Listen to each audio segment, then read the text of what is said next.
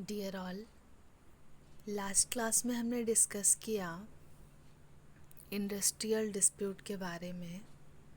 Industrial dispute के बहुत सारे कारण होते हैं, बहुत सारे कॉजेज़ हैं। उसके लिए एक सेपरेट वीडियो बनाऊंगी, लेकिन हमने इसको अब तक पढ़ लिया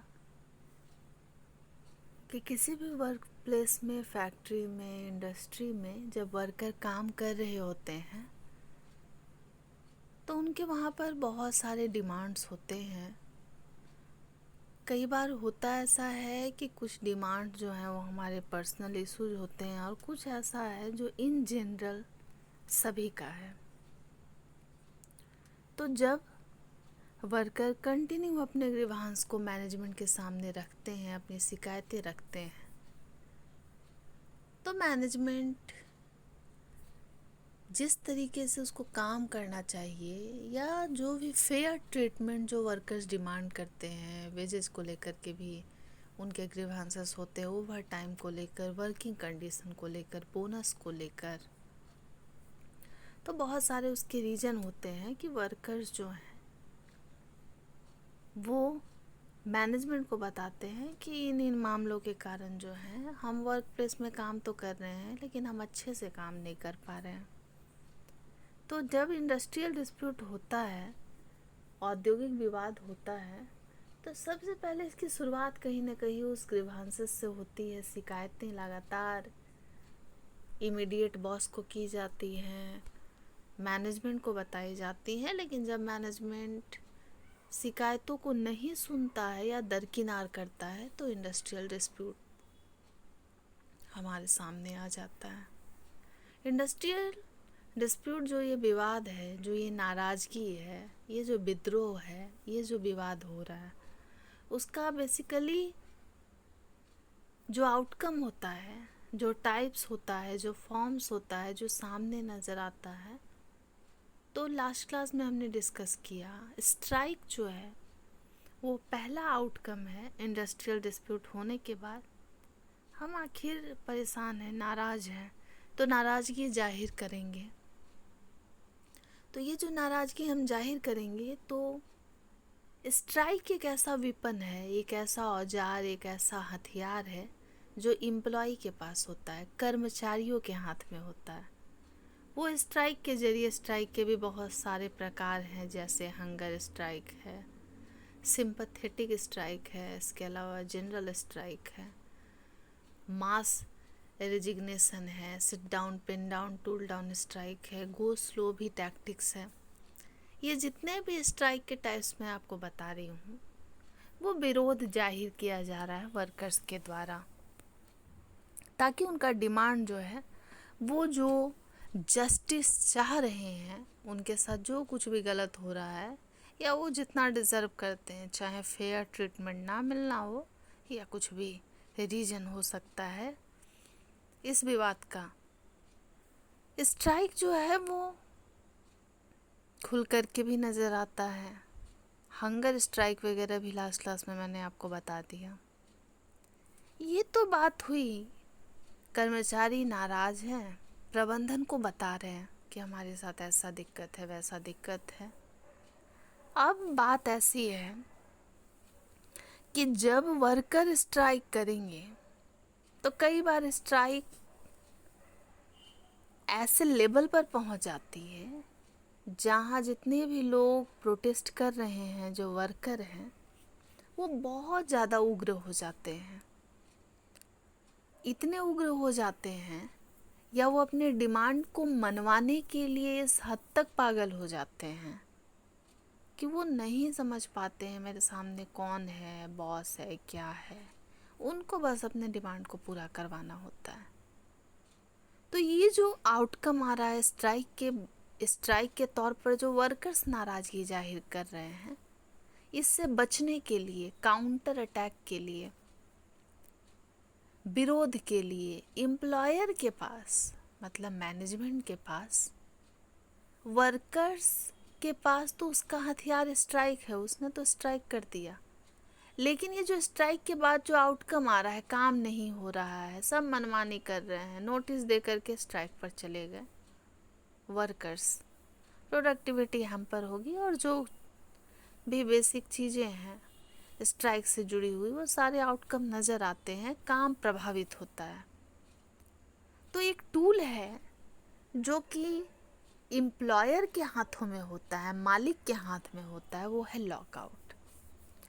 जब प्रोटेस्ट करने वाले वर्कर बहुत ज़्यादा उग्र हो जाते हैं या अपने डिमांड को मनवाने के लिए सारे टैक्टिक्स लगा देते हैं और मैनेजमेंट हो सकता है किसी कारण से उस डिमांड को फुलफिल नहीं कर पा रही हो, तो एक ही चारा बचता है बॉस के पास, मैनेजमेंट के पास, कि वो लॉकआउट कर दे, तालाबंदी, कंपनी के गेट को क्लोज कर दिया जाए, शट डाउन कर दिया जाए। ये परमानेंट नहीं होता है। जो स्ट्राइक किया गया है वर्कर्स के द्वारा, उनको एक तरीके से वार्निंग दी जाती है कि भाई चलो, जब तुम लोग की इतनी डिमांड है, हम कुछ कर नहीं पा रहे हैं, तो ताला लगा देते हैं। ये एक तरीके का इमोशनल गेम होता है, टैक्टिक्स होता है, टूल होता है, वेपन होता है, हथियार है, औजार है, जो कि एम्प्लॉयर के हाथ में होता है। अगर मैनेजमेंट किसी भी डिमांड को पूरा नहीं कर पा रही है, फुलफिल नहीं कर पा रही है और स्ट्राइक कंटिन्यू झेल रही है, वर्कर्स रोज़ हड़ताल पर जा रहे हैं, काम प्रभावित हो रहा है, स्मूथ वर्किंग नहीं हो रहा है, तब मजबूरी में आकर एम्प्लॉयर जो है वो फैक्ट्री के गेट पर ताला मार देता है कि जाओ जाओ सब घर जाओ, हमें भी अब काम नहीं लेना है। इससे होगा क्या? ये जो माइंड गेम खेला जा रहा है, इससे होगा क्या कि वो वर्कर्स जो काम कर रहे हैं, जिनकी फैमिली उन पर डिपेंड करती है, फिर भी एम्प्लॉयर के पास तो रोज़ कमाने रोज़ खाने की चिंता नहीं होती है, पैसे वाले होते हैं। जो नौकरी पर रख रहा है, जाहिर सी बात है उसके पास पैसा है। लेकिन ये वर्कर जितने प्रोटेस्ट किए हुए हैं वो भी भावुक हो जाते हैं, इमोशनल हो जाते हैं। अरे ताला लग जाएगा, फिर हम लोग कहाँ जाएंगे? ये जो फियर ऑफ अननोन है, ये कहाँ जाएंगे, हमारा क्या होगा, इस कारण भी वर्कर जो है अपने स्ट्राइक से पीछे हट जाते हैं, स्टेप बैक ले लेते हैं। ये चाल होती है एम्प्लॉयर की कि भाई तुम अपनी डिमांड तो कर रहे हो, लेकिन जाओ, हम तुम्हारी डिमांड कुछ रीज़न है हम फुलफ़िल नहीं कर पा रहे हैं, तो वो फैक्ट्री गेट पर ताला लगा देते हैं दबाव बनाने के लिए वर्कर्स को, ताकि वर्कर्स जो हैं, जो सिर पर सवार होकर तांडव कर रहे हैं, वो ना करें। लॉकआउट में काम बाधित होता है, लेकिन ये परमानेंट बाधित नहीं होता है, क्योंकि वर्कर हो या एम्प्लॉयर हो, सब एक दूसरे के पूरक हैं। एम्प्लॉयर को भी अपना घर चलाना है, एम्प्लॉयर को भी अपने वर्क प्लेस को नॉर्मल रखना है, एम्प्लॉय तो काम कर ही रहा है। खैर, तो ये एक वेपन, ये एक हथियार एम्प्लॉयर के पास है। जब वर्कर स्ट्राइक कर रहे होते हैं तो फिर वर्कर्स हर टैक्टिक्स अपनाते हैं कि प्रबंधन उनकी बात मान जाए, लेकिन प्रबंधन के पास भी कुछ रीजंस होते हैं। जब वो बताता है कि हमसे ये नहीं हो पाएगा, आपकी जो डिमांड है उसको फुलफिल करने को कैपेबल हम नहीं हैं, तो वो लॉकआउट कर देते हैं, फैक्ट्री गेट को क्लोज कर देते हैं। तो जिस तरीके से स्ट्राइक के सहारे वर्कर अपनी बात को मनवाना चाहते हैं, in the same way lockout के जरिए एम्प्लॉयर, जो मैनेजमेंट है, जो बॉस है, वो अपने डिमांड्स को मनवाना चाहता है। इसके जरिए, लॉकआउट के जरिए बॉस ये बताता है कि जाओ, हम ताला मार दे रहे, मत आओ काम पर तुम। और कहीं ना कहीं जो वर्कर रोज उतने सालों से काम कर रहा है, फिर उसका दिल पिघल जाता है। तो ये जो गर्म हथौड़ा है, जो ये लोहा है, स्ट्राइक जो किया जा रहा है, उसको हल्का करने के लिए, उसको नॉर्मलाइज करने का ये हथकंडा होता है, ये टैक्टिक्स होता है एम्प्लॉयर के हाथ में। जब स्ट्राइक वर्कर्स का राइट है विरोध प्रदर्शन करने का, तो लॉकआउट जो है स्ट्राइक के आउटकम को रिस्ट्रिक्ट करता है। ये बॉस के हाथ में, एम्प्लॉयर के हाथ में शक्ति देता है कि अगर वर्कर्स मनमानी कर रहे हैं, ऑफिस प्रेमाइसेस को, बिल्डिंग में जितने मशीन हैं, जो भी बिल्डिंग प्रेमाइसेस में जो कुछ भी अवेलेबल है, अगर वो उसके फर्नीचर को तोड़ रहे हैं, गुस्सा हो गए लोग, क्योंकि जो विद्रोह कर रहा है, विरोध कर रहा है, वो कुछ भी कर सकता है। ये राइट है। विरोध करना जो है, प्रोटेस्ट करना जो है, घेराव करना जो है, ये वर्कर्स के हाथ में है, नो डाउट। लेकिन कई बार स्ट्राइक का जो आउटकम होता है वो इतना सीवियर हो जाता है कि एम्प्लॉयर की जान भी चली जाती है। ऐसे भी केस लॉज हैं। जिस तरीके से स्ट्राइक करने के लिए हमें नोटिस देना पड़ता है, लॉकआउट के लिए भी ये मैंडेटरी है। और लॉकआउट और स्ट्राइक दोनों के प्रोसीजर को आप पढ़ेंगे तो बस जहाँ जहाँ स्ट्राइक था वहाँ वहाँ लॉकआउट है, पढ़कर देखेंगे सेम है बिल्कुल। इस प्रोसीजर को पढ़ लेना है। तो वर्क तो स्टॉप हुआ, काम तो रुक रहा है, लेकिन ये जो काम रुक रहा है इसका जो कारण है वो बहुत साफ है। ये काम को रोका जा रहा है मालिक के साइड से। मालिक ही बोल दिया नहीं नहीं मत आओ, जाओ, तुमको जो करना था कर लिए। तो स्ट्राइक का आउटकम है लॉकआउट।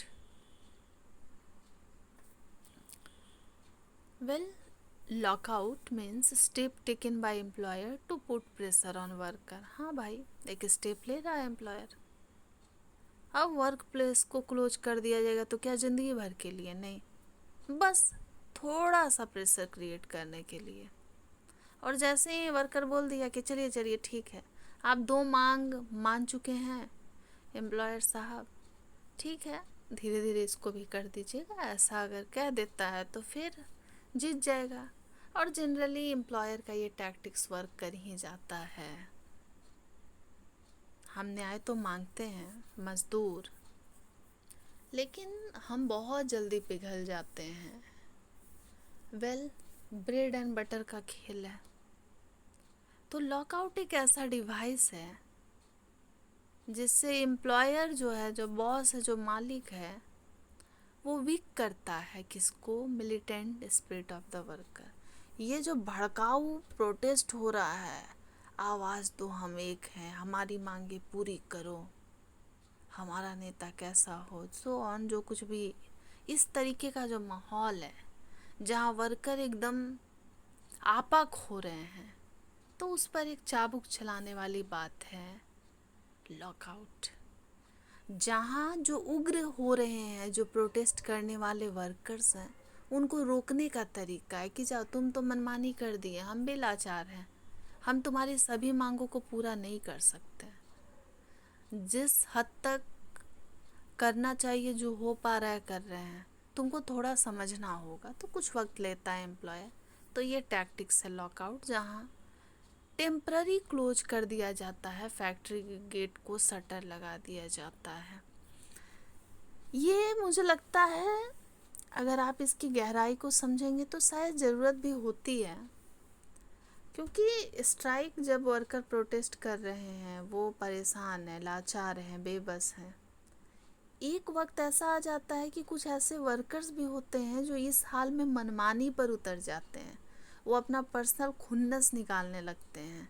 आपको लगेगा कि वो बहुत बड़े शैतान हो गए हैं। तो फिर मालिक अपने बचाव के लिए लॉकआउट नामक शस्त्र को चलाता है। तो लॉकआउट को हम कहते हैं एंटीथेसिस ऑफ स्ट्राइक। मतलब स्ट्राइक का विरोध है, उसका अपोजिट है, काउंटर अटैक करना है, पलटवार करने का तरीका है। बॉस यहाँ पलटवार कर रहा है जो वर्कर्स स्ट्राइक कर रहे हैं उस पर। तो लॉकआउट वर्क स्टॉपेज को कहते हैं। सेक्शन 2 सबसेक्शन आई में मेंशन्ड है आईडी एक्ट में, lockout means temporary closing of a place of employment or the suspension of the work or the refusal by an employer। तो टेम्पररी क्लोज किया जाएगा place को, वर्क को सस्पेंड कर दिया जाएगा, नहीं होगा काम। रिफ्यूज करना या मालिक ही बोल देना नहीं नहीं नहीं घर जाओ घर जाओ, हम तुम लोग को रख नहीं पाएंगे। अब ऐसी बातों को सुनकर एम्प्लॉय भी भावुक हो जाता है, ऐसा क्यों कह रहे हैं, हम तो आपसे इतने दिनों से ऐसी ऐसी मांगों को रखे थे। फिर दोनों भावुक हो जाते हैं। दोनों का ही एक तरीके से कह सकते हैं मिली जुली प्लानिंग रहती है इसमें। मैं क्यों कह रही हूँ मिली जुली, स्ट्राइक हो गया, वर्कर्स ने प्रोटेस्ट कर दिया, पूरा फैक्ट्री का नुकसान कर दिया, प्रोडक्टिविटी हैम्पर हो गया, तो फिर किसी ना किसी को तो झुकना पड़ेगा। तो मालिक बोलता है कि हम नहीं झुकेंगे, तो उनके पास लॉकआउट है, वो कह रहे ताला बंद करो, मत आना तुम लोग, जाओ अपना कहीं और नौकरी देख लो। तो इस तरीके से इमोशनल ब्लैकमेल भी किया जाता है, ये है लॉकआउट। वेल एग्ज़ाम के लिए इनफ है, लेकिन एक वीडियो और लॉकआउट पर ज़रूर बनाऊंगी। आज के लिए इतना ही।